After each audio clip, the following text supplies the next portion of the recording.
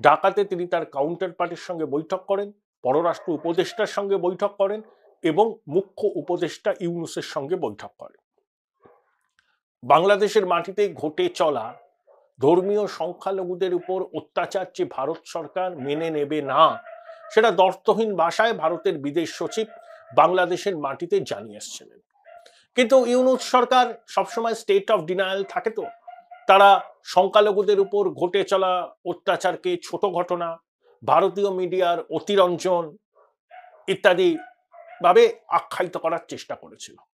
কিন্তু বিক্রম মিশ্রি ঢাকা ছাড়ার 24 ঘন্টার মধ্যে প্রধান উপদেষ্টার প্রেস সচিব, যিনি নিজেও সাংবাদিক, 30 বছর ধরে সাংবাদিকতা করেছেন, তিনি বললেন যে 60টার মতো অভিযোগ দায়ের হয়েছে ধর্মীয় সংখ্যালঘুদের উপর অত্যাচারের ঘটনায় ওই 5ই আগস্টের পর থেকে 22শে অক্টোবরের এই সময়সীমা পর্যন্ত। কিন্তু তারপরেও 1.5 মাস অতিক্রান্ত হয়ে গেছে, তারপরের ফিগারটা এখনো তিনি জানাতে পারেননি। তিনি সংবাদ মাধ্যমকে বলেছেন এই বিষয়ে আপডেট করা হবে। অর্থাৎ বিদেশ সচিব একটু ধমকেছেন, তাতেই ইউনূস সরকার এই পদক্ষেপটা নিল। মুখে দেখাতে চাইছে যে তারা সবার জন্য বাংলাদেশ করতে প্রতিশ্রুতিবদ্ধ, তারা ভারতীয় আধিপত্যবাদের বিরোধী, ধর্মীয় সংখ্যালঘুদের উপর অত্যাচার ধর্মীয় কারণে নয়, তারা আওয়ামী লীগের সমর্থক বলে, এবং ভারতীয় মিডিয়ার অতিকথন। একই সঙ্গে বলছেন ভারতীয় মিডিয়ার অতিকথন, আবার বলছেন ভারতীয় সাংবাদিকদের সঙ্গে কথাবার্তা, আপনারা আসুন না, 1 ঘন্টার মধ্যে ভিসা দেবো, আপনারা দেখুন সত্যিটা কি।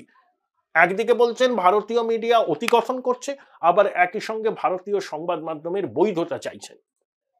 দুটো হয়? Self contradictory. আসলে এই ইউনূসের অবৈধ সরকার পুরোটাই দ্বিচারিতা। দেখুন, ঢাকার উত্তরায় ইসকনের একজন সদস্য আক্রান্ত হয়েছেন, রক্তাক্ত হয়েছেন, রাধারমন দাস ছবি পোস্ট করে জানিয়েছেন। বাংলাদেশে সুনামগঞ্জে কি ঘটেছে আমরা জানি। একজন হিন্দু যুবক সেই আক্রমণের ঘটনার ছবি তুলে রাখছিল বলে তাকে গ্রেপ্তার করা হয়েছে। চট্টগ্রামে এক মাতৃশক্তিকে নির্মমভাবে খুন করে তার গলা থেকে তুলসীর মালাটা পর্যন্ত ছিনিয়ে নেওয়া হয়েছে। ইসকন তার সদস্য সমর্থকদের বলেছেন যে আপনারা কপালে তিলক, হাতে তুলসীর মালা নিয়ে বেরোবেন না, বিপদে পড়তে পারেন। এই হচ্ছে বাংলাদেশের অবস্থা। আর ইউনূস কি বলছে? আমরা সহাবস্থানে বিশ্বাসী, ধর্মীয় সংখ্যালঘুরা আগের থেকে অনেক ভালো আছেন। কিন্তু তথ্য কি বলছে? বাংলাদেশের হিন্দু, বৌদ্ধ, খ্রিস্টান ঐক্য পরিষদ 2500-এর বেশি অভিযোগ করেছেন তারা। তাদের ধর্মীয় স্থান ভাঙচুর, তাদের দেবদেবীর মূর্তি ভেঙে দেওয়া, মাতৃশক্তির লাঞ্ছনা, খুন, ব্যবসা প্রতিষ্ঠান দখল এবং বিনা বিচারে বন্দী করে রাখা। কিন্তু সবসময় স্টেট অফ ডিনায়াল। এটা হচ্ছে ইউনূস সরকারের একটা বৈশিষ্ট্য। ভারতের বিদেশ সচিব একবার একটু কড়া কথা বলেছেন বাংলাদেশের মাটিতে, সুসুর করে এই স্টেট অফ ডিনায়াল থেকে একটু করে সরে এসছে। ভাঙছে, মচকাচ্ছে, কিন্তু স্বীকার করার সৎ সাহসটুকু নেই। এটাই হচ্ছে বর্তমান ইউনূস প্রশাসনের অবস্থা, পুরোপুরি সেলফ কন্ট্রাডিক্টরি। তারপরে দেখুন, জয় বাংলা যেটা ওদের জাতীয় স্লোগান ছিল, 2020 সালে হাইকোর্ট সেটাকে মান্যতা দিয়েছিল। সেই জয় বাংলা স্লোগান আর জাতীয় স্লোগান নয়, এই নিয়ে সুপ্রিম কোর্টে ইউনূস সরকার সওয়াল করেছিল। অন্তর্বর্তী স্থগিতাদেশ দিয়েছেন সুপ্রিম কোর্টের 4 বিচারপতির বেঞ্চ। অর্থাৎ জয় বাংলা আর জাতীয় স্লোগান নয়। বুঝতে পারছেন এদের রাগটা কোথায়? মুক্তিযুদ্ধ, আওয়ামী লীগ, শেখ মুজিব, এইসব বিষয়গুলো শুনলেই অন্তর্বর্তী সরকার, তাদের পৃষ্ঠপোষক হেফাজত, হিজবুত, জামাত তেলে বেগুনে জ্বলে ওঠে। আমি প্রথম থেকে একটা জিনিস বলছি যে এই সরকারের সমর্থক যারা, তারা মুক্তিযুদ্ধে পরাজিত শক্তি। এরা মুক্তিযুদ্ধে পরাজিত শক্তি। এরা বাঙালি জাতীয়তাবাদ, বাংলাদেশি জাতীয়তাবাদকে মানতে পারে না। পাকিস্তানের এক ধর্মগুরু, তার কি দরদ বাংলাদেশের প্রতি, বলেছে পাকিস্তান পরমাণু শক্তিধর দেশ, পাকিস্তানের পরমাণু বোমাও নাকি বাংলাদেশের পরমাণু বোমা। আমরা এটাই আন্দাজ করেছিলাম যে ইউনূসের এই পাক প্রেমের পিছনে আছে স্বাধীন সার্বভৌম বাংলাদেশের অস্তিত্বকে চিরকালের জন্য মুছে দেওয়া। তার বদলে বাংলাদেশের নাম পরিবর্তন করে হবে, লিখে রাখুন, Islamic Republic of east Pakistan. Join Indian Institute of Hotel Management now. Right choice, right decision. একদিন না একদিন এই নাম পরিবর্তন হবে, যদি না বাংলাদেশের মানুষ এই অবৈধ অসাংবিধানিক স্বৈরাচারী ইউনূস সরকারকে ঘাড় ধাক্কা দিয়ে তাদের দেশ থেকে না তাড়ায়। এখন এই যে বৈষম্য বিরোধী ছাত্র জনতা, এই যে ছাত্র নেতাগুলো মস্তিষ্কে ঘৃণা গিজগিজ করছে, তারা এখন সভা সমিতি ডাকলে সেভাবে লোক হয় না, কারণ মানুষের মোহভঙ্গ হয়েছে। মানুষ তো বুঝতে পেরেছে যে তাদেরকে যে স্বপ্ন দেখানো হয়েছিল সেই স্বপ্ন এরা কোনোদিন পূরণ করতে পারবে না। এরা বাংলাদেশের চরিত্রের মৌলিক পরিবর্তন করতে চায়। বাংলাদেশে যে ধর্মনিরপেক্ষতার একটা আদর্শ অনেকের মধ্যে ছিল সেটার মূলে কুঠারাঘাত করতে চায়। বাংলাদেশের শরিয়া প্রবর্তন করতে চায়, ধর্মীয় সংখ্যালঘুদের এথনিক ক্লিনজিং করতে চায়, মহিলাদের উপর বিধিনিষেধ আরোপ করতে চায়। একটা ছবি আপনাদের আমি দেখাবো, সম্ভবত ঢাকার রাজপথে বাংলাদেশ থেকে আমার এক বন্ধু পাঠিয়েছেন। আইসিসের পতাকা নিয়ে বীর দর্পে ঘুরে বেড়াচ্ছে এক যুবক, সে স্কেটিং করছে ঢাকার রাস্তায়। দেখাবো আপনার ছবিটা, দেখুন আপনারা কোথায় যাচ্ছে বাংলাদেশ। শরিয়া প্রবর্তন হবে, আফগানিস্তান করব আমরা সবাই, তালিবান, বাংলা হবে আফগানিস্তান। তা সেই পাক প্রেম তো হবেই।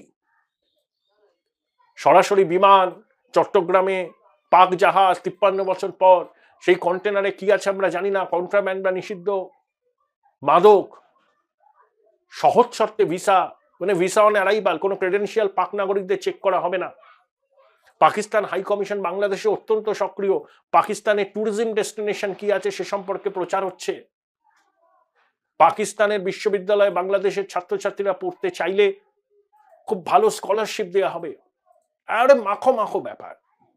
কিন্তু একটা জিনিস এই জঙ্গি ইউনূসের দলবল ভুলে যাচ্ছে, যে পাকিস্তান নিজের মানচিত্র ঠিক রাখতে পারবে, তারপর তো বাংলাদেশকে মদত দেবে। 71-এ তো মানচিত্র বদল হয়ে গেছিল। কোনো একদিন পাকিস্তান দেখবে যে পাক অধিকৃত কাশ্মীর তারা যেটা দখল করে আছে বেআইনি ভাবে, সেখানকার মানুষ ভারতে মিশে যাচ্ছে, বালুচিস্তান আলাদা হয়ে যাচ্ছে। খাইবার পাখতুনখোয়ায় এমন সেক্টরিয়ান ভায়োলেন্স যা ইসলামাবাদে ক্ষমতাসীন শাসকদের ঘুম কেড়ে নিচ্ছে। তারা আবার নাকি বাংলাদেশকে মদত দেবে, নতুন মিত্র। এবং ইউনূস সরকার ভারত বিরোধিতার সুরটাকে তুলে পাকিস্তানের সঙ্গে মাখামাখি করতে চাইছে। পাকিস্তানকে এই বার্তা দিচ্ছে, আমরা তোমাদের বন্ধু। ভারতের সঙ্গে আওয়ামী লীগ বা শেখ হাসিনা যে সম্পর্ক করেছিলেন, যেটা সর্বকালীন উচ্চতায় গেছিল, আমরা সেটাকে সর্বকালীন তলানিতে এনে নামিয়েছি। আইএসআই এর কর্তাদেরও ইউনূসের লোকজন বলেছে, চিন্তা করবেন না, বাংলাদেশের মাটিতে এখন আপনারা অবাধে বিচরণ করবেন, বাংলাদেশের মাটি থেকে ভারত বিরোধী ষড়যন্ত্র করবেন। আমরা তো 174 জন জঙ্গিকে ছেড়েই দিয়েছি। সম্প্রতি দেখা গেছে জাকিউর রহমান লাখভি, তিনি একটা জিম করছেন, মুম্বাই হামলার মাস্টার মাইন্ড। পাকিস্তান বলে সে নাকি তাদের দেশে নেই, সে আইএসআই এর গোপন ডেরায় আছে, মাঝে মধ্যে বেরিয়ে আসেন। তাহলে এই আনসারুল্লাহ বাংলার প্রধানকে যেমন ইউনূস বার করে দিয়েছে, ওদিকে তাদের নতুন মিত্র জাকিউর রহমান লাখভি সেও ঘুরে বেড়াচ্ছে। হাফিজ সৈয়দ কোথায় আছে কেউ জানে না। তাহলে জঙ্গি পাকিস্তান তার নতুন মিত্র জঙ্গি বাংলাদেশের সঙ্গে একজোট হয়েছে। তাহলে এবার বাংলাদেশকে একটু টাইট দেওয়ার প্রয়োজন কি নেই আমাদের? অনেক আবেগ টাবেগ হয়েছে, ওপার বাংলা, দুই বাংলা।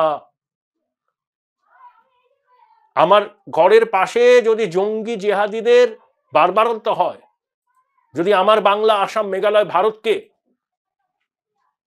রক্তাক্ত করার চক্রান্তের বীজ বোনা হয় বাংলাদেশের মাটি থেকে পাকিস্তানের মদতে, তখন আমরা কি করব? শান্তির ললিত বাণী শোনাবো, নাকি ঘরে ঢুকে জঙ্গি মেরে আসবো?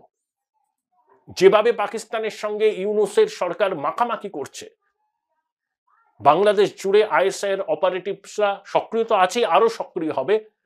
এবং ভারতে নাশকতার ছক তারা যে করবে চোখ বন্ধ করে বলে দেওয়া যায়। এবং ইউনূসের জঙ্গি সরকার এটা চাইছে। তারা ভারতকে রক্তাক্ত করতে চায়, ৭১-এর যুদ্ধে পরাজয়ের ক্ষত ভুলতে চায় পাকিস্তান। বাংলাদেশে তাদের কাজ করার একটা ক্ষেত্র প্রস্তুত হয়েছে, সেটাকে কাজে লাগিয়ে তারা ভারত বিরোধী নাশকতা চালাতে চায়, যেটা এতদিন তারা কাশ্মীরে করে এসছে। এবার সেটা তারা বাংলা, আসাম, ত্রিপুরা, মেঘালয়, বিহার, উড়িষ্যায় করতে চায়। তাই এবার যদি আমরা ওদেরকে টাইট না দিই, স্ক্রুটাকে টাইট না করি, তাহলে জঙ্গি জিহাদিদের আস্ফালন মাত্রা ছাড়া হয়ে যাবে।